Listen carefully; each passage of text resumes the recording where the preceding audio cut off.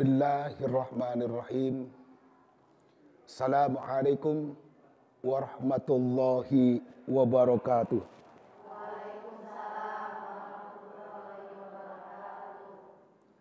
Alhamdulillah. Wassalatu wassalamu ala rasulillah. Sayyidina Muhammad ibn Abdillah. La hawla wa la quwata illa billah. Amma ba'du. Para pemirsa Cahaya Hati Antv yang insya Allah semua dimuliakan oleh Allah Subhanahu wa Ta'ala. Pertama, yang paling utama tentunya adalah mari kita bersyukur kepada Allah Subhanahu wa Ta'ala dengan sebenar-benarnya bersyukur, mensyukuri semua nikmat yang telah Allah berikan kepada kita. Sehingga dengan bersyukur, insya Allah, dimanapun kita berada, bagaimanapun kondisi kita tidak akan lupa kepada Allah Subhanahu wa Ta'ala. Bahwa semua adalah pemberian dari Allah. Kemudian sholawat serta salam senantiasa tercurah limpah pada seorang manusia yang agung, yang memang sudah diagungkan oleh Allah. Pada seorang manusia yang mulia, yang memang sudah dimuliakan oleh Allah. Pada seorang manusia pilihan, yang memang sudah dipilih langsung oleh Allah. Pada seorang manusia, satu-satunya yang patut kita jadikan contoh suri tauladan dalam kehidupan sehari-hari. Tiada lain, tiada bukan, adalah Rasulullah Muhammad sallallahu alaihi wasallam. Harapan kita tentunya adalah sama selaku umat. Ya Allah, perkenankan kami kelak di yaumil qiyamah. Kau kumpulkan kami semua berada di tahta liwai Sayyidina Muhammad, berada di bawah naungan Rasulullah Muhammad sallallahu alaihi wasallam, dan diakui kita sebagai sebenar-benarnya umat Nabi sallallahu alaihi wasallam.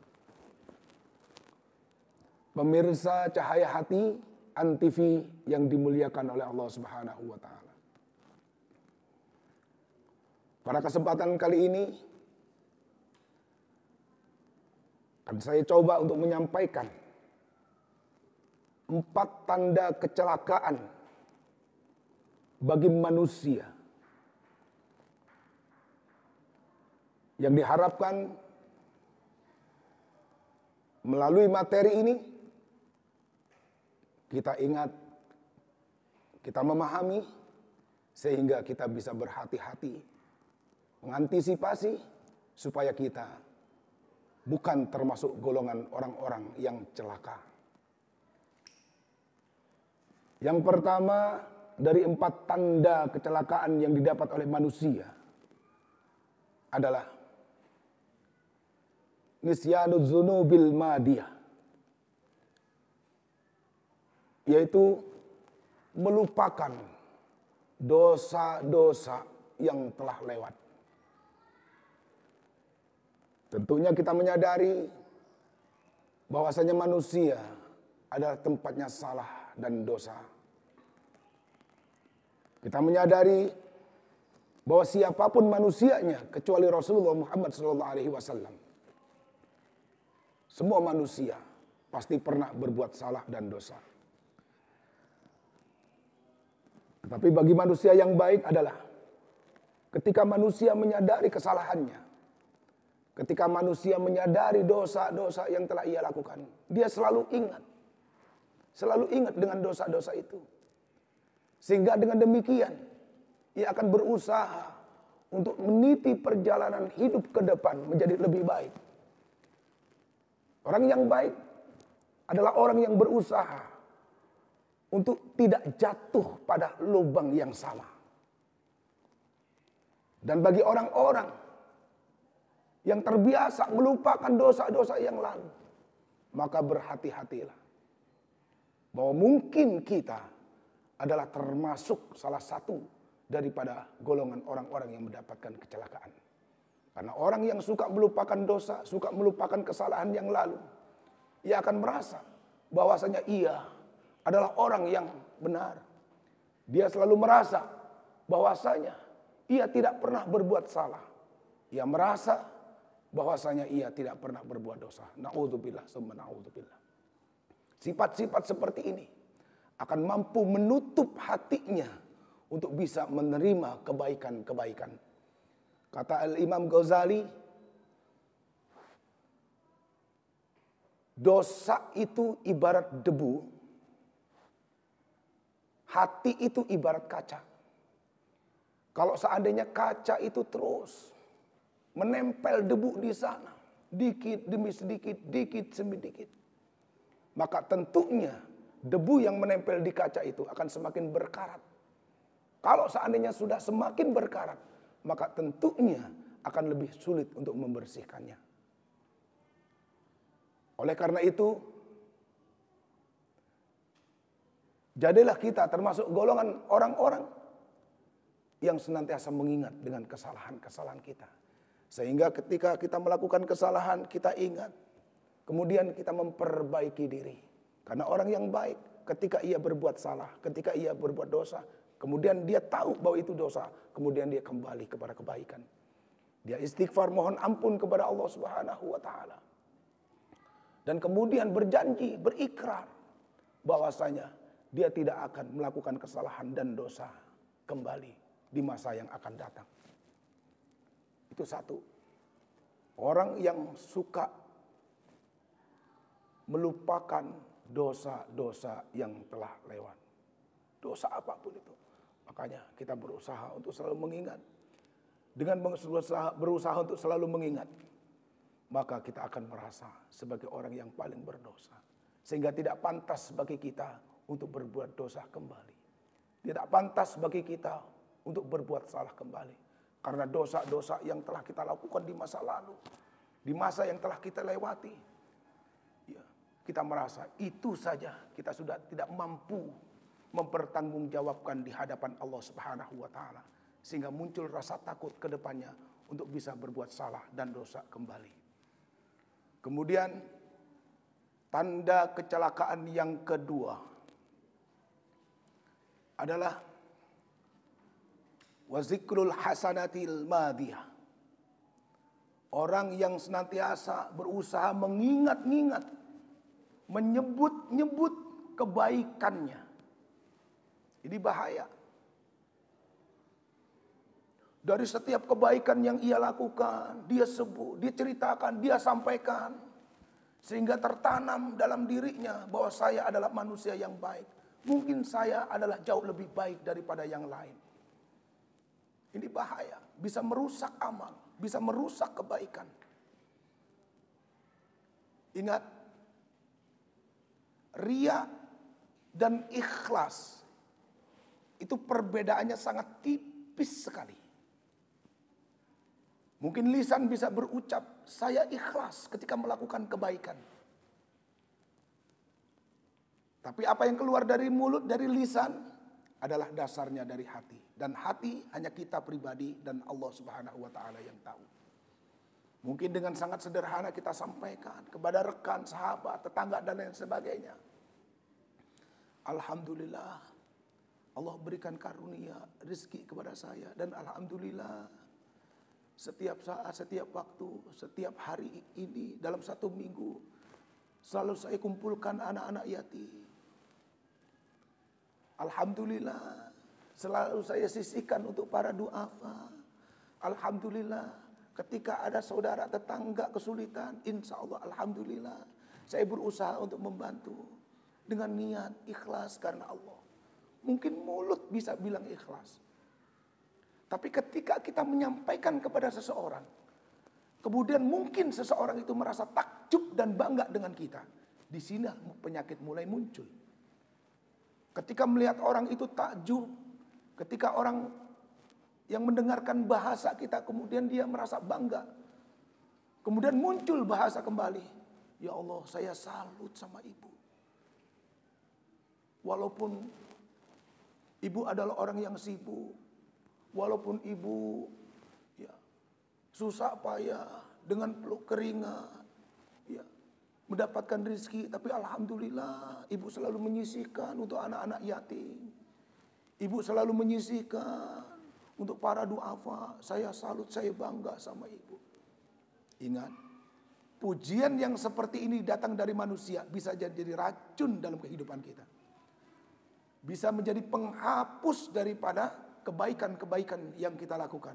Kenapa? Bisa jadi melalui pujian itu muncul keangkuhan, muncul kesombongan, muncul kebanggaan bahwa saya adalah orang yang jauh lebih baik daripada orang lain. Makanya bahaya ketika kita melakukan kebaikan, maka yang dikatakan ikhlas adalah lupa dengan kebaikannya. Sehingga ketika lupa, insya Allah melalui lisan ini tidak akan tersebut sedikit pun. Seolah-olah dia tidak pernah melakukan kebaikan apapun. Sehingga apa? Sehingga dia terus akan berusaha untuk termotivasi, berusaha untuk melakukan kebaikan-kebaikan sesuai dengan kapasitas dan kemampuannya. Jangan kemana-mana, kami akan segera kembali setelah pesan-pesan berikut ini. Dengan menjaga jarak sosial, kita bisa mencegah penularan corona. Ikuti langkah berikut untuk memperlambat atau menghentikan penularan corona. Hindari tempat-tempat ramai. Meminimalisir bersentuhan dengan orang lain, misalnya berjabat tangan. Jaga jarak, terutama yang memiliki gejala demam, batuk, atau bersin. Mari perangi corona dengan menjaga diri dan keluarga.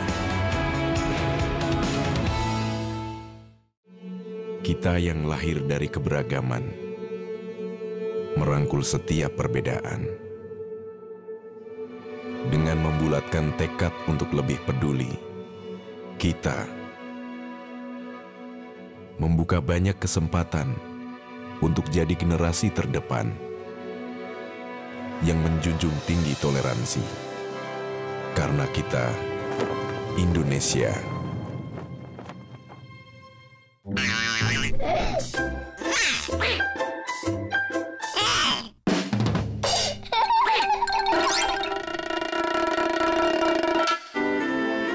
Iklan layanan masyarakat ini dipersembahkan oleh Antv. Dengerin aku dulu. Aku tuh gak cinta sama dia. Aku cintanya sama kamu. Bukan itu. Kamu kenapa sih? Itu ada anak kecil nonton. Iklan layanan masyarakat ini dipersembahkan oleh Antv.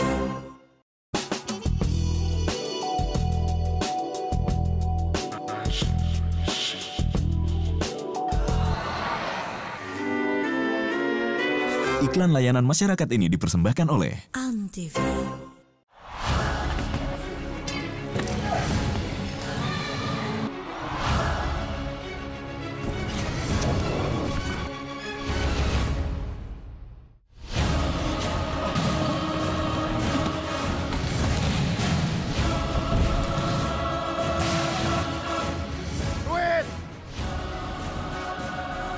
Takut. Enggak, dia lapar. Siapa jenderal besar kita? Yang tahu tunjuk tangan. Kamu? Jenderal Sudirman, Bu. Mereka yang mencintai Indonesia dari kecil akan selalu menjaga negeri ini segenap jiwa. Menjaga kehormatan bangsa hingga akhir hayat. Cintai Indonesiamu. Ketika diberitahu ada warga yang harus karantina mandiri di rumah, awalnya saya bingung dan ragu harus bagaimana. Sampai akhirnya saya mencoba mengajak warga lain untuk bersama-sama peduli. Ternyata mereka sangat bersemangat. Bahu-membahu kami mempersiapkan segala sesuatu. Dengan bergotong royong, kita bisa hadapi ini bersama-sama. Saya Letnan Jenderal TNI Doni Monardo, Ketua Gugus Tugas, mengingatkan wabah COVID-19 masih berlangsung. Diperlukan disiplin dan kesadaran kolektif untuk menaati protokol kesehatan agar kita bisa segera mengakhirinya. Anda harus menjadi patriot bagi diri sendiri dan keluarga, serta Anda bisa menjadi pahlawan kemanusiaan bila berhasil melindungi sesama. Salam tangguh, salam kemanusiaan.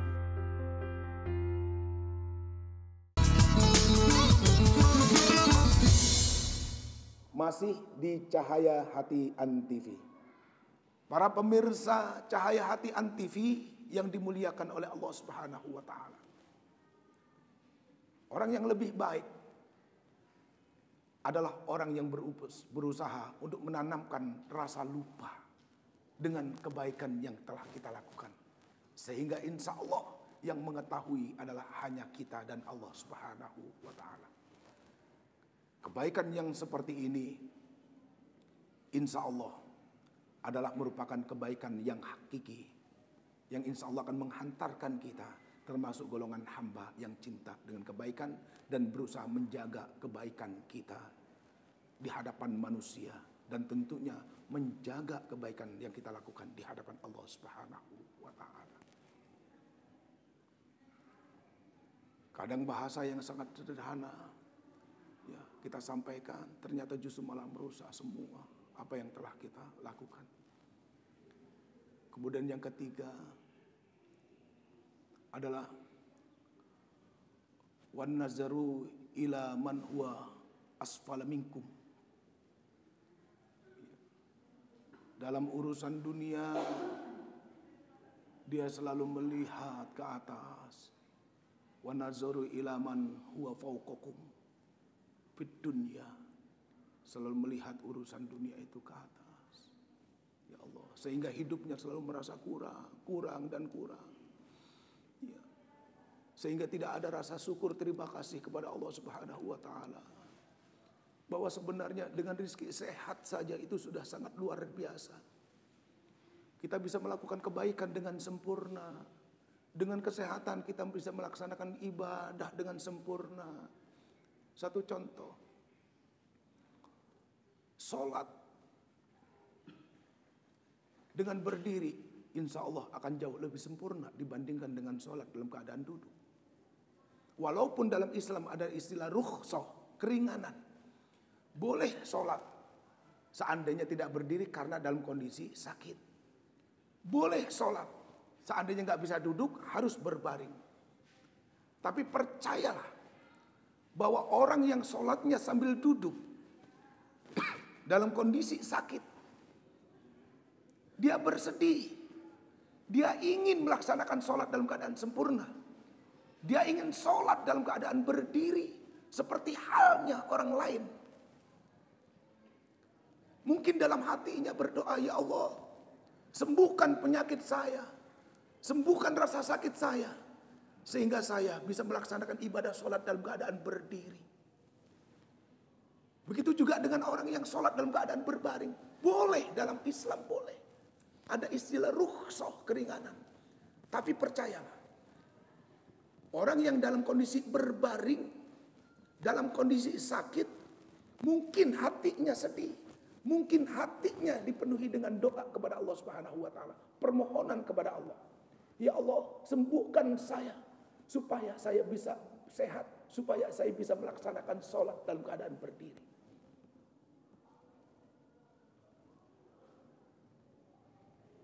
Percaya deh, orang yang sakit pasti ingin sehat.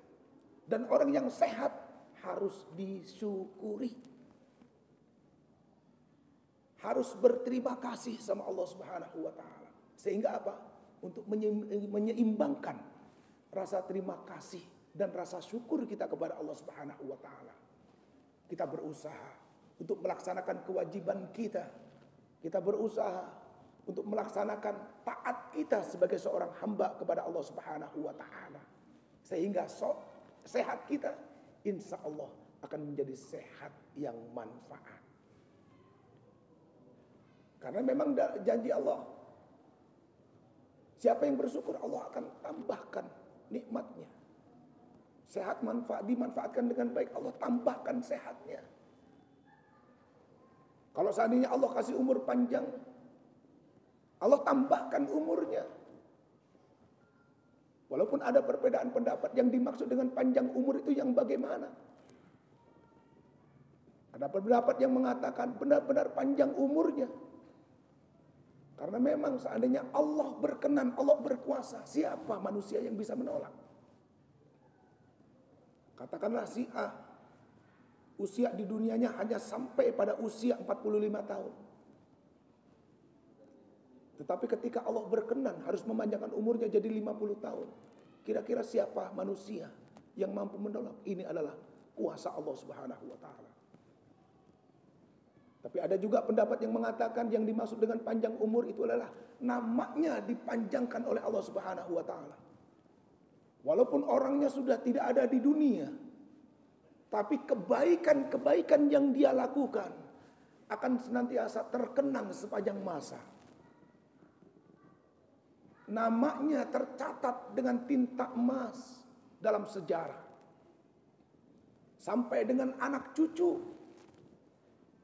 Sampai dengan masa yang tidak terbatas. Dan tentunya kebaikan seperti inilah yang kita harapkan dari Allah Subhanahu wa taala. Nikmat yang Allah berikan kepada kita, kemudian kita manfaatkan dengan sebaik-baiknya. Begitu juga dengan bersyukur seandainya Allah karuniakan kelebihan rizki. Kita sisihkan rizki itu di jalan Allah Subhanahu wa taala.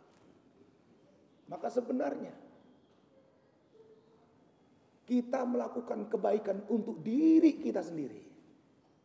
Walaupun secara zohir ada yang senang dengan pemberian kita.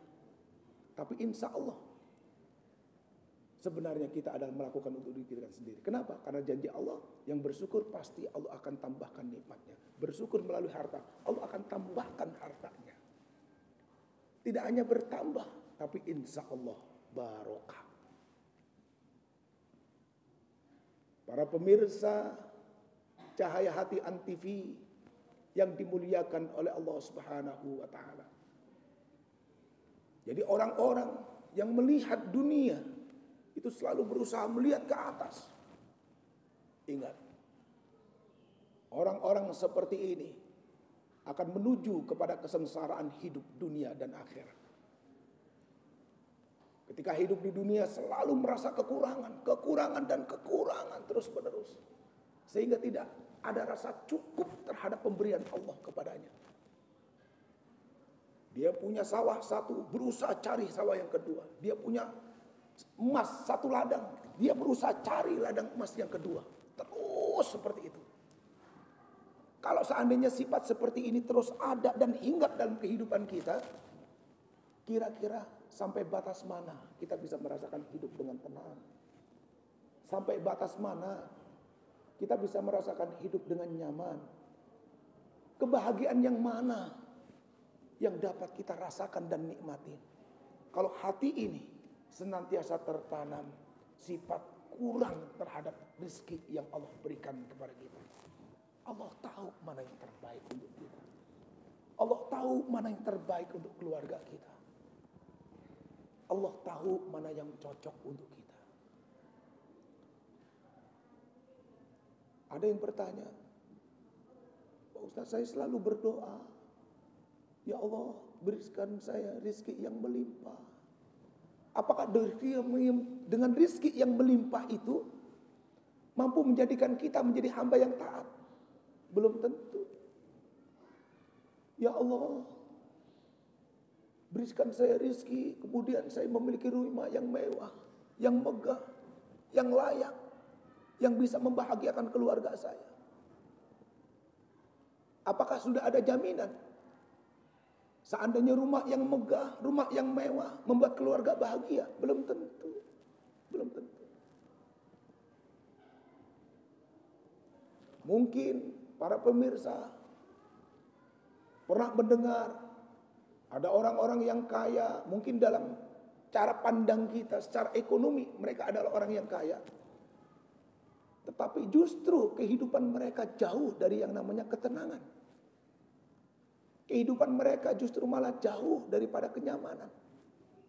Atau bisa dikatakan kehidupan mereka jauh daripada kebahagiaan. Kenapa? Permasalahan demi permasalahan terus mereka hadapi. Mereka ngelihat dunia terus. Memang dunia ini tempatnya masalah. Kalau kita tidak mampu mengelola kehidupan dunia ini dengan baik. Tapi kita lihat saudara-saudara kita mungkin yang secara ekonomi mungkin jauh di bawah kita.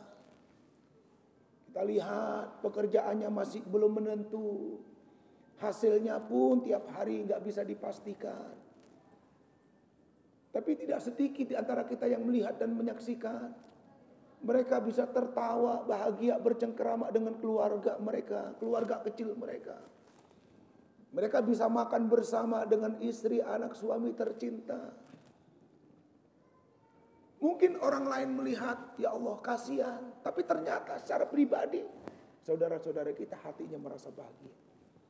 Jadi ternyata kebahagiaan itu adalah terletak di mana hati ini senantiasa bersyukur kepada Allah Subhanahu wa Ta'ala. Cara berpikir ini gak terlalu tinggi.